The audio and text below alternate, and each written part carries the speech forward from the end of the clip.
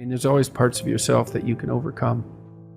And so that's William James' moral equivalent to war, essentially. You know, if you need something to grapple with, and you probably do, you can find that. You just look inside, you'll find something to grapple with. You know, inadequacy, weakness, susceptibility to temptation, narcissism, pride, envy, revenge, resentment, frustration, lack of faith, all of that. That'll keep you occupied if you really grapple with it. And yeah, I mean, that's an ancient theological question. You know, what's up with the devil? Why does the possibility of evil exist? Why is there an eternal adversary? You see that reflected in Cain and Abel, right? At the beginning of the Genesis stories, essentially. The first two human beings are good set against an adversary. And that's what opens history, that story. You think, well, why would God construct a reality where an adversary exists? And maybe it's because all things considered, a world with an adversary is a better world, just like a garden with a snake in it is a better garden.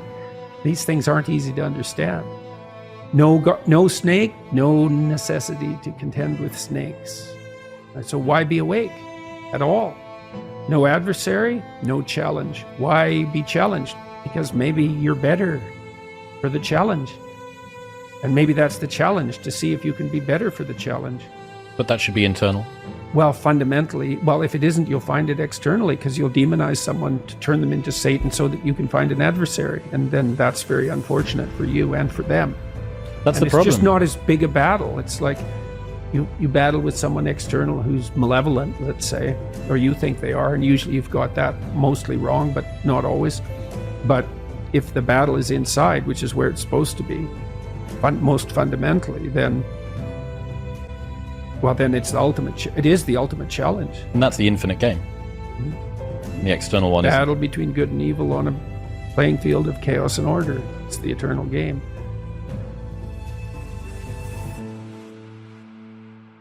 And, you know, you can play that out in the external world, but part of what the religious enterprise is about, and the Christians have really contributed to this, is the notion that sacred battle is fundamentally spiritual, which is to say, in some sense, fundamentally psychological. It's to be fought on the battleground of the soul, internally. It's a subjective issue.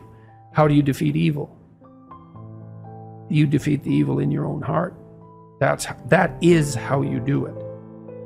And so if that's all being acted out for you in the world, well, you've misplaced Satan. That's a good way of thinking about it. This is another weakness, I think, of the atheistic position, because it's pretty hard. It's easy in some sense to dispense with belief in the highest good, but it's not so easy to dispense with belief in evil. So that's a big problem. So then where do you localize it? And you can find evidence of it everywhere, certainly in institutions. I mean, that's the whole systemic racism, corrupt patriarchy narrative, is that Satan is to be found at the core of our institutions. And to some degree, that's true, because everything we do is corrupt to some degree. And so then do you fight it sociologically? You're the good person and the institution is Satan? So you're so good, are you? You're so sure of that, are you? You've got everything in order, do you? And you might say, well, do you have to have everything in order before you fight evil on the sociological front? And the answer is, well, no, because you're never going to have everything in order, but you still shouldn't put the cart before the horse. It's a spiritual battle. And it's taken people thousands and thousands of years to figure this out. Now, first of all, it was the snake. What's evil? What's malevolent? The predatory reptile. Fair enough, man. I mean, we've been fighting with predatory reptiles for 60 million years as mammals. 60 million years. So it's a good first pass approximation. It's the snake, the poisonous snake, the external enemy, the predator. Well, what about the predator and other people? Oh yeah, that's even worse, man. It's like how predators are one thing, but predatory people, other tribes, man, they're brutal. Oh. Well, what about your predatory friend? Oh, that's pretty bad too. The friend who stabs you in the back, the person who betrays you, Judas. God, maybe that's the ultimate snake. It's like, well, how about when you betray yourself? Oh yeah. So you want to See, there's this association that's very strange that occurred in the development of Christian thought between the snake in the Garden of Eden and Satan. There's no indication in the original story that the snake has anything to do with the Lord of all evil. It's a very weird conclusion that's been drawn. It's almost extra biblical because there's almost no mention of Satan in the Bible at all, much less any direct connection between the serpent and Satan. It's a very, very strange idea, but it's part of this psychologization of evil. Like, well, what's the ultimate predator? What's the ultimate predator? What's the enemy you harbor in your own heart who hates you? That's the ultimate predator. There's these images of Mary with her head in the stars and baby in her arms and her foot on a snake. It's like, well, that's the eternal feminine. Her head's in the stars because she's oriented towards the highest good and she's protecting her infant from predators. That could be an actual predator. That's been the case throughout not just human history, but mammalian history. Could be other people who are predators. Could be men who are predators. Could be her, who's a predator. The devouring mother. It's like, well, what's the ultimate locale of genuine evil? Well, the highest religious answer is, that's in you. That's the proper place to battle it out. And I think that's true.